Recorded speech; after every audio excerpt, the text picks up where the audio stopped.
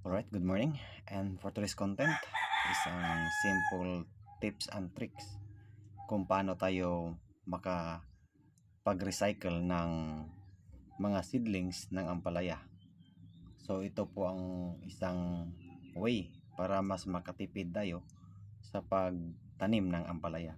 Alam naman natin na sa pagtatanim ng mga ampalaya, sobrang mahal ng mga seeds kung bibili tayo sa mga agricultural supplies.